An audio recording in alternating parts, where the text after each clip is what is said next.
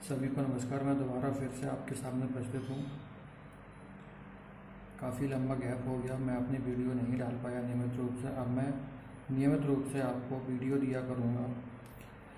Narration मैंने start किए थे, लेकिन नरेशन में इंट्रोडक्शन दे पाया था और एडजेक्टिव सेंटेंस थोड़ा सा बता पाया था कि उसके बाद मैंने वीडियो डालना बंद कर दिए थे। हम पुनः स्टार्ट करेंगे और नियमित रूप से आपको वीडियो देंगे। कोशिश यही रहेगी कि हम आपको नियमित रूप से वीडियो देते रहें। जो हमने पहले आपको बताया था उसका एक बार हम रिवीजन कर लेते हैं, जिससे आगे पढ़ने में आपको समस्या नहीं हो। और इस तरह से पढ़ाएंगे बड़े बच्चों के साथ साथ जो छोटे छोटे बच्चे हैं 6, 7, 8 क्लास में हैं, क्योंकि आजकल इंग्लिश मीडियम में देखा है कि 6 क्लास 5th क्लास से ही नरेशन स्टार्ट हो जाते हैं। तो उन छोटे बच्चों को भी नरेशन में कोई समस्या ना हो, इसलिए मैं बहुत ही आसान तरीके से आप लोगों को पढ़ाने जा रहा हूँ। देखते हैं नरेशन को हम लोग स्पीच कहते हैं, जैसे हिंदी में कथन भी कह सकते हैं। और जो नरेशन है वो 2 प्रकार के होते हैं, एक डायरेक्ट नरेशन, दूसरा इनडायरेक्ट। मीन्स किसी को हम डायरेक्ट कह सकते हैं या अपनी बात को हम घुमा फिरा करके भी कह सकते हैं। और जो डायरेक्ट नरेशन है इसको हम 2 भागों में बांटते हैं, एक हमारा रिपोर्टिंग स्पीच है, दूसरा रिपोर्टेड स्पीच। और जो रिपोर्टिंग स्पीच है उसको हम 3 भागों में बांट देते हैं, सब्जेक्ट, रिपोर्टिंग वर्ब, ऑब्जेक्ट। अब सबसे पहले डायरेक्ट स्पीच समझते हैं होता क्या है। अभी जो मैंने बताया था कि हम अपने कथन को 2 प्रकार से कह सकते हैं, एक तो प्रत्यक्ष रूप से डायरेक्ट तरीके से, दूसरा इनडायरेक्ट तरीके से। तो डायरेक्ट नरेशन, डायरेक्ट स्पीच का मतलब है इसमें स्पीकर के कहे गए शब्दों को इनडायरेक्ट कॉमा में ज्यों के त्यों रखा जाता है, अर्थात जो स्पीकर है वो अपनी बात स्वयं कहता है।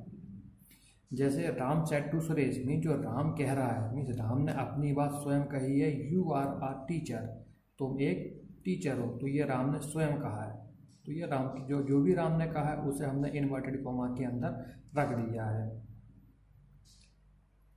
और अभी हमने बताया था जो डायरेक्ट नरेशन है उसके ऊपर 2 भाग बताए थे। पहला है रिपोर्टिंग स्पीच, रिपोर्टेड स्पीच दूसरा है। तो ये हमारे 2 भाग हो गए हैं, रिपोर्टिंग स्पीच और रिपोर्टेड स्पीच। अब जो रिपोर्टिंग स्पीच है वो इन्वर्टेड कॉमा के बाहर का भाग होगा।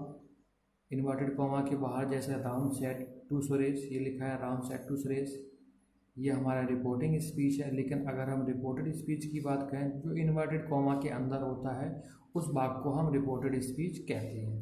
तो ये हमारा रिपोर्टेड स्पीच हो गया। लेकिन जो हमारा रिपोर्टिंग स्पीच है, इन्वर्टेड कॉमा के बाहर का भाग होता है, उसको हम 3 भागों में डिवाइड कर सकते हैं। बहुत लोग रिपोर्टिंग स्पीच के जगह पे इसको रिपोर्टिंग वर्ब भी पढ़ा सकते हैं, क्योंकि कई किताबों में रिपोर्टिंग वर्ब लिख के आता है, लेकिन ये रिपोर्टिंग स्पीच भाग होता है। और रिपोर्टिंग स्पीच के अंदर एक भाग आता है, उसको हम रिपोर्टिंग वर्ब कहते हैं। रिपोर्टिंग स्पीच के 3 भाग हैं, नंबर 1 सब्जेक्ट, जिसको हम हिंदी में कर्ता कहते हैं, नंबर 2 ऑब्जेक्ट, जिसको हम कर्म कहते हैं। इन दोनों के मध्य जो क्रिया चलती है उसको हम रिपोर्टिंग वर्ब कहते हैं। राम सेड टू सुरेश, राम ने सुरेश से कहा, तो राम कहने वाला है, जो बोलेगा वो सब्जेक्ट होगा, जो सुनेगा वो ऑब्जेक्ट होगा। इन दोनों के बीच में कहने की प्रक्रिया है, मीन्स राम कह रहा है, तो ये रिपोर्टिंग वर्ब सेड हो गया। जो डायरेक्ट स्पीच का दूसरा भाग है वो रिपोर्टिंग स्पीच है। यह इन्वर्टेड कॉमा के अंदर का भाग होता है। जैसे यू आर आ टीचर, तो ये इन्वर्टेड कॉमा के अंदर है, तो इसका मतलब ये हमारा रिपोर्टेड स्पीच है। अब इसके बाद चलते हैं इनडायरेक्ट स्पीच पर। इनडायरेक्ट स्पीच में होता क्या है कि जो वक्ता होता है या बोलने वाला होता है उसकी बातों को घुमा फिरा कर किसी अन्य की बातों में कहा जाता है। या फिर ऐसे भी समझ सकते हैं, अगर हम कोई भी बात कहते हैं, स्वयं कहते हैं, तो वो डायरेक्ट स्पीच हो गया, और हमारी ही बात को कोई दूसरा कहेगा अपने शब्दों में तो वो इनडायरेक्ट स्पीच हो जाएगा।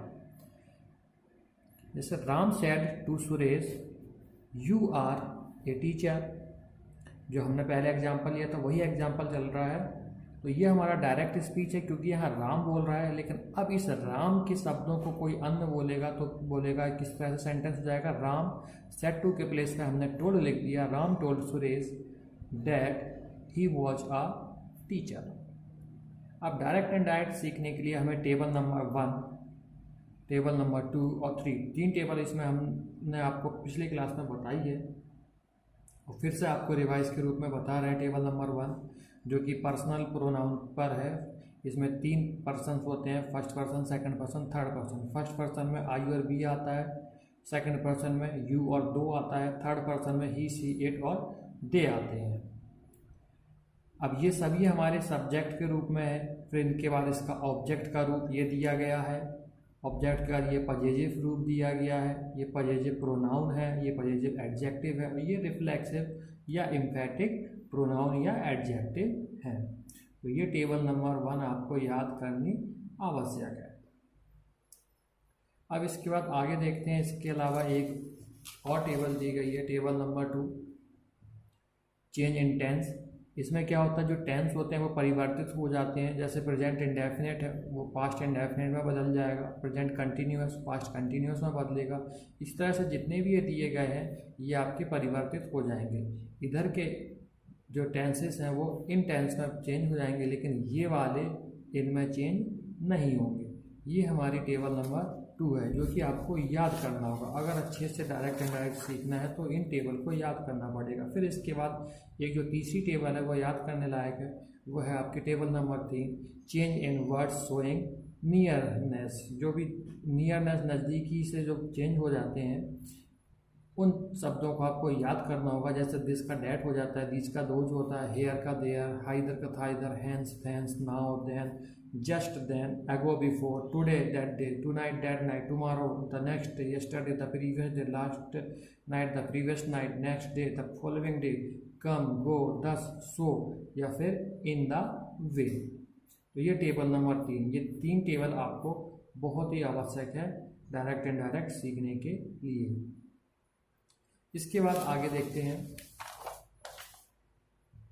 आगे कुछ नियम हैं जो कि पूरे डायरेक्ट इनडायरेक्ट का एक आधार मान सकते हैं। बगैर इन नियम और जो ये 3 टेबल हमने बताई हैं, इन 3 टेबल के आप डायरेक्ट इनडायरेक्ट नहीं सीख सकते। अगर आपने ये 3 टेबल और जो कुछ नियम जो हम आपको बता रहे हैं, 3 नियम होंगे, 2 नोट होंगे, इनको अगर आप याद कर लेते हैं तो बड़े ही आसानी से आप डायरेक्ट इनडायरेक्ट सीख जाएंगे। जैसे change of pronoun from direct to indirect. Direct से इनडायरेक्ट स्पीच जब बनाते हैं तो जो प्रोनाउन है वो हम चेंज किस प्रकार से करते हैं। जैसे देखिए, अगर आपका इन्वर्टेड कॉमा के अंदर फर्स्ट पर्सन दिया गया, फर्स्ट पर्सन में आई, बी आते हैं और उनके रूप आते हैं। फर्स्ट पर्सन देखिए यहाँ पे आई दिया, आई का एक रूप माई दिया है, तो इनको हम चेंज कर देते हैं। लेकिन इनको हम चेंज किससे करते हैं, जो इन्वर्टेड कॉमा के बाहर है उसके सब्जेक्ट से चेंज करते हैं। तो आई हमारा ही से चेंज हो जाएगा, तो इसी तरह से माई भी ही से चेंज होगा। आई का माई होता है पजेजिव, तो ही का पजेजिव हिज होता है। इस प्रकार से ये टेंस चेंज होगा। फिर इसके बाद रूल नंबर 2 है, इसमें क्या है कि जो हमारे सेकंड पर्सन के प्रोनाउन हैं वो हमारे इन्वर्टेड कॉमा के बाहर के ऑब्जेक्ट के साथ बदलते हैं। जैसे यू सेकंड पर्सन है तो ये ऑब्जेक्ट से बदल जाएगा। ये मी लिखा है तो ये हो गया हमारा आई। इसी तरह से थर्ड पर्सन है, जो थर्ड पर्सन है उसमें क्या होता है, कोई चेंज नहीं करते हम। थर्ड पर्सन में ही, सी, इट, दे या किसी का नेम ये आ जाए या फिर इनके परिवर्तित रूप आ जाए तो हम इनको कभी भी चेंज नहीं करते हैं। जैसे ये ही लिखा है सेंटेंस में तो यहाँ पे भी देखिए ही का ही आया। अगर यहाँ सी लिखा होता तो सी लिखते, दे लिखा होता तो दे लिखते, किसी का नाम लिखा होता तो नाम लिख देते, इट लिखा होता तो इट लिख देते। इसमें हम कोई चेंजेस नहीं करते हैं। इसके लिए शॉर्ट फॉर्म है आपका सन/123। सन का मतलब होता है सब्जेक्ट, ये है फर्स्ट पर्सन जो सब्जेक्ट है वो, मतलब जो फर्स्ट पर्सन है वो सब्जेक्ट से चेंज होगा, सेकंड पर्सन ऑब्जेक्ट से चेंज होगा, और जो थर्ड पर्सन होंगे एंड फॉर नो चेंज, वो चेंज नहीं होगा। ये आपका छोटा सा रूल है।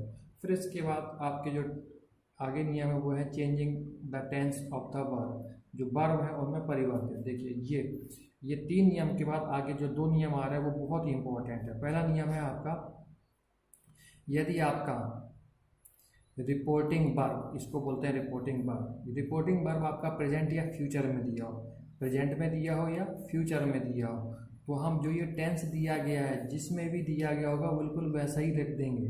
अगर ये प्रेजेंट इंडेफिनिट में तो प्रेजेंट इंडेफिनिट में केवल टेंस, अगर टेंस इंडेफिनिट में तो इंडेफिनिट में रखेंगे, प्रेजेंट कंटिन्यूअस में तो प्रेजेंट कंटिन्यूअस में, प्रेजेंट इंडेफिनिट में है तो प्रेजेंट इंडेफिनिट में रखेंगे, फ्यूचर कंटिन्यूअस में तो फ्यूचर कंटिन्यूअस में, फ्यूचर इंडेफिनिट में अगर है तो फ्यूचर इंडेफिनिट ही रख देंगे, और पास्ट इंडेफिनिट है तो पास्ट इंडेफिनिट रखेंगे।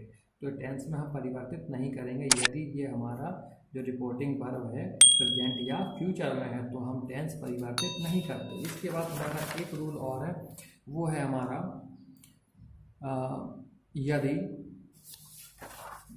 यदि रिपोर्टिंग वर्ब हमारा पास्ट में दिया गया हो, ये इसमें रूल लिखा नहीं है, अगर जो रिपोर्टिंग वर्ब है वो हमारी पास्ट में दी गई हो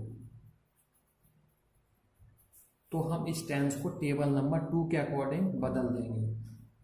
जैसे यहाँ पास्ट वाला इसमें रूल लिखा नहीं है, हम लिख दे रहे हैं she said to me you are